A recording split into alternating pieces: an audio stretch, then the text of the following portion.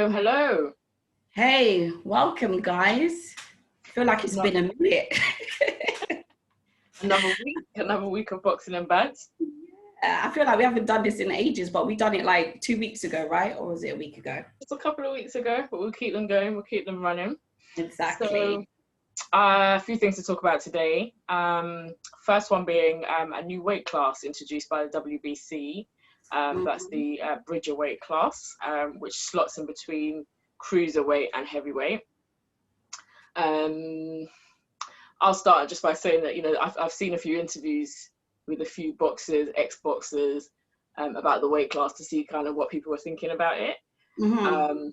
and it's quite mixed, really. It's quite mixed. I think, from my perspective, there was quite a gap actually between cruiserweight and heavyweight. So um, I can see why it's necessary, but at the same time, it's quite confusing as it is of all these different weight class, and then you've got all the different boxing boards, and it's only the WBC that's actually put forth this new weight class. So all the others haven't done it yet. I So think, just to jump in, I think it like what you just said. It's there was a bit of a gap, and okay, if you're cruiserweight, you're either cruiserweight or you're heavyweight.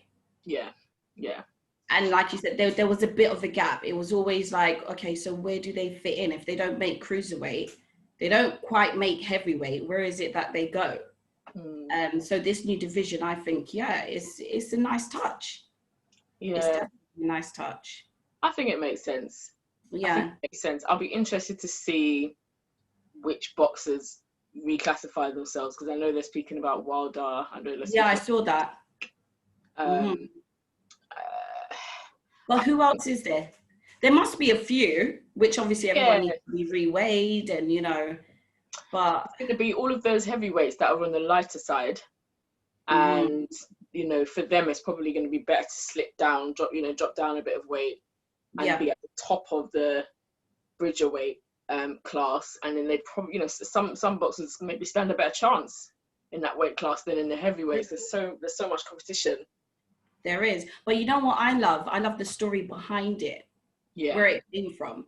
yeah, It's such an emotional, touching story about the 4-year-old, so obviously saved his little sister yeah. from the dog and so on and so forth. And, obviously Suleiman was captured by that emotional story. And then, I would say, watch this space in regards to the weight class.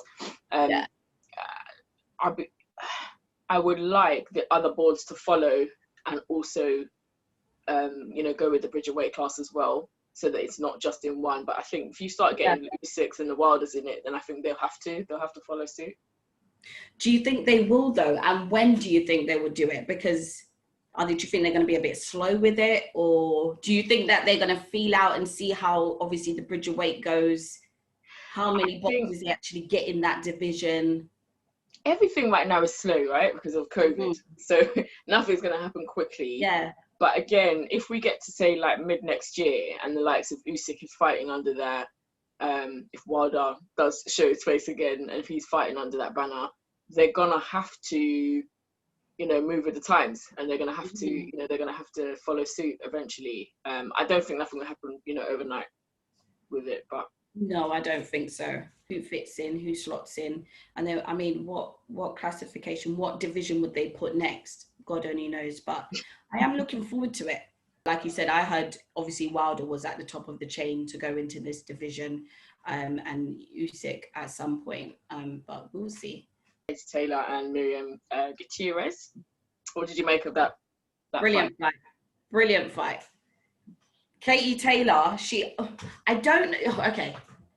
I don't know if she saw that her opponent may have been a bit intimidated by her, hence why she went in all guns blazing in the first round. Yeah. Her speed, her footwork, the distance, everything. She picked her shots nicely. Her counters, her left hooks, everything. Amazing. Yeah, she definitely went in guns blazing first round. I saw that she kind of took it down a little bit second round, but then in the third round, Jesus, that was a ferocious attack. That right hand. She's Katie Taylor is like almost punch perfect. I don't think I've ever watched a fight of hers and thought, oh, she could have done this differently. She could have done Yeah. that. Like, she's just almost perfect in her execution. Rounder. Yeah. Gutierrez, you know, I give it to her that she lasted the 10 rounds. She took quite a bit of punishment, but she lasted really. It wasn't a stoppage. So, you know, I don't know where Katie Taylor, I don't know where she goes next. I mean, she's just running through these opponents. Literally. There's no I never worry about her going into a fight thinking, oh, I don't know what's gonna happen here. And she outclassed all of them. She has so many different varieties to her, and she showcases it. And I think even just this fight alone, I was just like, wow, I was gobsmacked. I had to watch it again. But give granted to Mariam, she took some blows. She did.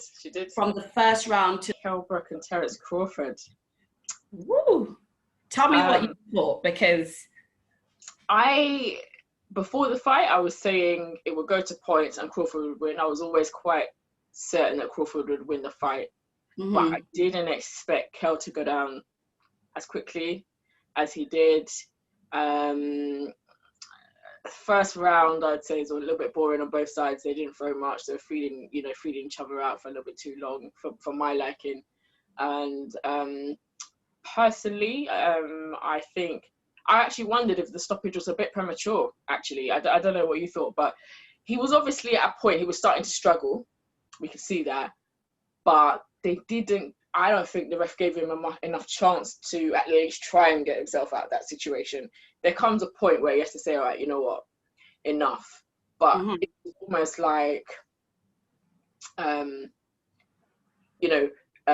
Kell Brook was kind of, he got put on the ropes, so he got thrown into the ropes. They pushed Crawford back, and then he came running at him, and that's when he gave him a few good blows, and the ref said no. And I would have thought, why don't you give him a bit more? Just give him a bit of he needed that little bit more. Yeah, I was wondering if it was to do with his previous eye injuries, why they're a bit more cautious. Don't want to chance it. Yeah. How did you make the fight? Okay, so I think Kell Brook done. I think he fought well. He was clean. He was precise. I did believe that Crawford was going to take it. I thought it was going to happen in the 6th round. That was my prediction. But it happened earlier. Like you said, that it was prematurely done. I think so. I think the ref shouldn't have stopped it at that point.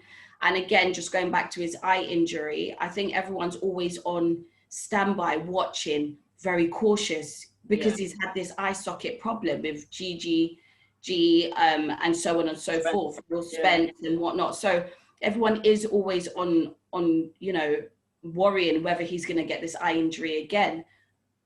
But I feel like he should have given him a bit more of a chance in that round, just to see if he can come back. Give him a bit more time, Yeah. I mean, to be honest, my feeling was that he probably wouldn't have come back, just from what I saw. I actually didn't make him out to be, of all the performances I've seen of his, I don't think it was a good one, if I'm being perfectly honest. It wasn't awful. He still had the accuracy, he still had speed, but it wasn't up to the Kell Brook level that I'm used to seeing at the height of his career. I do believe he's at the end of his career now. Agreed. I think it's retirement time. It's sad to say, but I like Kell Brook. I do like Kell Brook, and I've always liked Kell Brook. I don't think I think after his 3 losses, well, this is his 3rd one. After this, I feel like I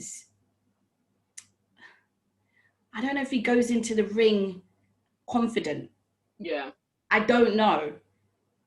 But like you said, it's not the Kell Brook that you've seen before, because he's always on point. I think he did fight great. He done a good job, but it wasn't super or superb, I should say. But, it is what it is. And it's definitely retirement time for him. I think so. I think as well, what threw him off is that Crawford came in with the orthodox style, then switched up to southpaw. And I feel like he should have trained for that, because in Crawford's other fights, he's done the same thing. So he should have been aware of that, because when he did switch to southpaw, it kind of threw him off. It's almost like he couldn't get that reach again, that range. He couldn't, you know, land any punches clean or smooth or anything. So, yeah. You know, remember as well, you know, even outside of the ring, there's all this other stuff going on with him. You know, the Eddie Hearn issues, the fact that he's got rid of Dominic Ingle. You know, all of this stuff is like, that's going to play on your mind. While you're in the ring, and perhaps he hasn't got the right team around him or the right corner people. And I personally, I think I agree. I just think it's time. He's had a good run. He's got a very good record. He's fought some really good people. That's something to be proud of in itself. But I think leave it there. Don't let it get to the point of just you're going down this consecutive losses road. Because who's next? And that's it, because I'm thinking who will be next for him? Just like we had the conversation with Chisora about Chisora. Yeah. Who will be next? Who will be next? And we know you've done your deed in boxing. You've got some great wins and unfortunate losses. I think just take it on the chin and just call it a day. Who's next? Oh, we've got the Tyson fight coming up. Tyson and Roy Jones Jr. I know, that's on the 28th, right? And Dubois fighting the same day, right?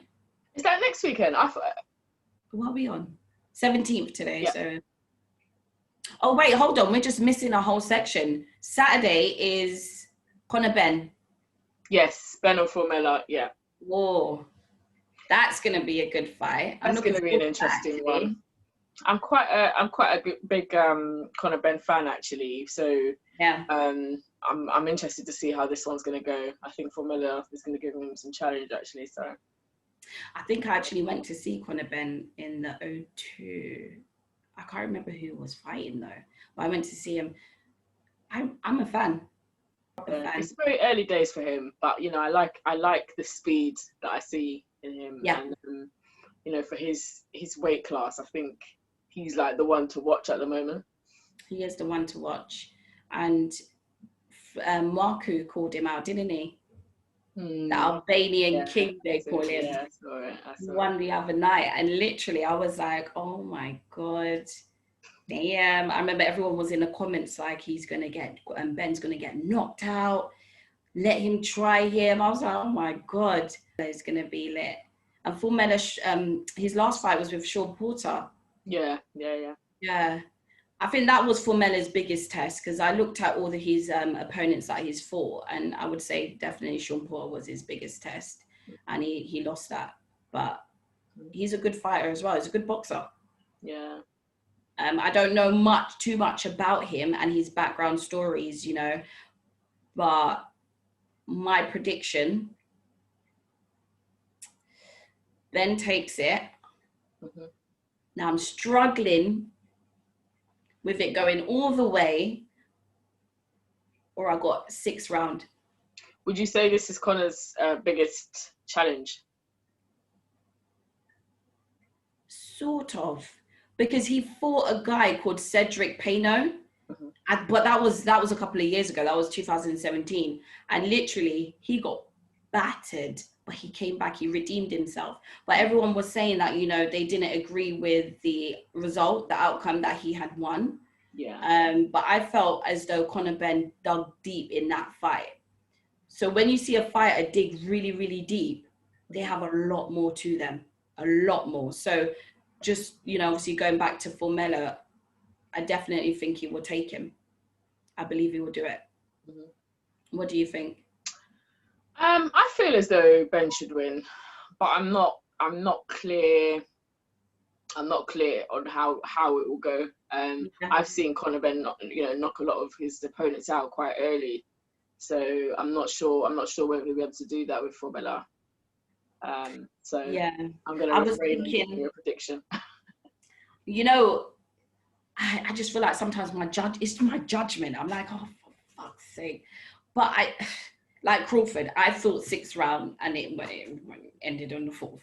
I said 6th round, but again, I'm all over the place in it. So, but 6th round, or it's going all the way. That's it. I'm always saying that's it, and then I'll be like, oh, let's do it again.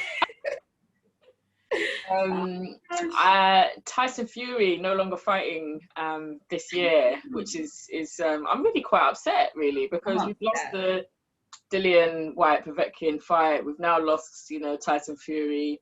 Not to say there's a whole lot of good fights coming up still, towards the end of the year, but it's just this was shaping up to be such a good end of the year for boxing, and two of the biggest fights possibly have been taken out. So I think we was quite excited about it as well, and it's almost like and like you said, there is good fights coming up, but I was looking forward to that. Even with the White and Povetkin, I was looking forward to that. I was looking forward to that. It's almost like, okay, cool. Next year we have to wait. Yeah. But I guess we just have other ones to look forward to, which is Saturday, and then the Mike and Roy Jones, oh my goodness, how many rounds are they doing? I've got no idea. I don't know how this is going to go, because it's a shame, because it's like, obviously the ages that they're at now, clearly we're not seeing them at their peak.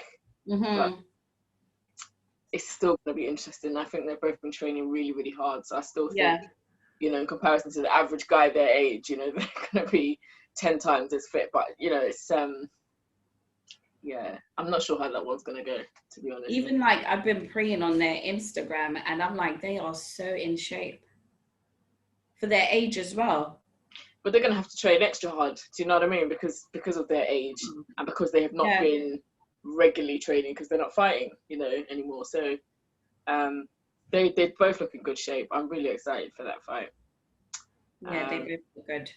Yeah. I don't know who's going to win on that one, because boy, obviously they haven't fought in years.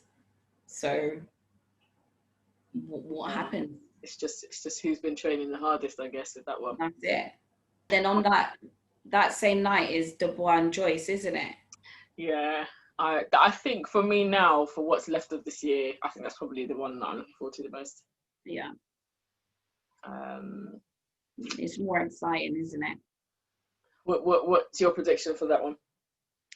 Joyce and Dubois. I'm not saying anything because you're trying to catch me out, and then I'm gonna. I'll say mine. Say it. No, we're not doing that. Next week, we're gonna do another prediction for Joyce. What's yours first? Let me see what you're gonna say. I think Dubois takes it in the later rounds, by knockout. So I'm saying sort of like round 9 onwards. I'll give mine next week. Just before we go, actually, what is your take on Tyson Fury not taking the Dillian Whyte fight? Because obviously Eddie Hearn put it out there and Tyson said no. The Dillian Whyte fight. Thought much on it, but I'm just going to give you my opinion off the rip. I think Fury sees Whyte as nothing. Yeah. I think he sees him as almost like a beggar. He was begging for all different fights, and then now that there is an opportunity, you're still begging. You still want the fight. I don't want to fight you. I think with Fury, he's just looking at him like, I don't want to fight you. I don't even want to touch you. I don't know why, because that would be a good fight. I think Whyte, is it too soon for Whyte to fight Fury? Maybe. But I think Whyte, with his mentality, he doesn't give a shit. He's ready. And this is what we love about him. Sorry to jump in. This is what we love about him as well, is that, like he says, he wants all the smoke. He wants to fight everyone. He doesn't shy away from fights.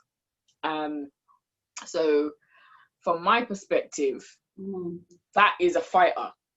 And not to, no disrespect to Tyson Fury, because I respect him as a boxer.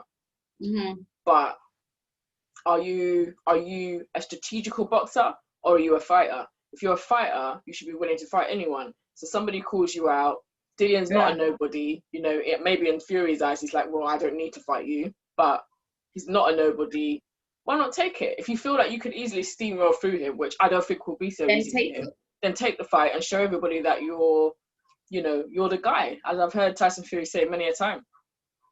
So actually, I was a bit disappointed. I know it was a weird one because he wasn't supposed to fight him. Yeah, it was quite like, okay, cool. Yeah, it came out of nowhere. It was a bit left field, but at the same time, I think sometimes be spontaneous.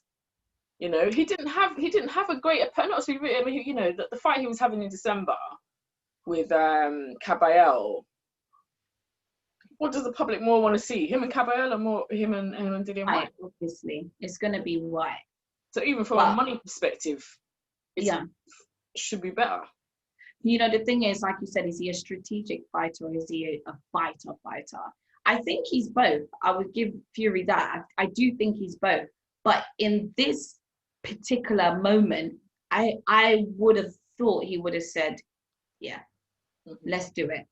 I was thinking he would have the mentality like, yeah, let me just knock him out real quick because he's just, you know, going on and on and on. At least I'll get him out and I don't need to fight him. But no. But then in saying that, how would that have went if them two fought? What happens to the mandatory that wins out? I'm just all confused. It's all like, it's about, I suppose it depends on whether they're actually fighting for the belts. Do you know what I mean? They're just fighting, just fight.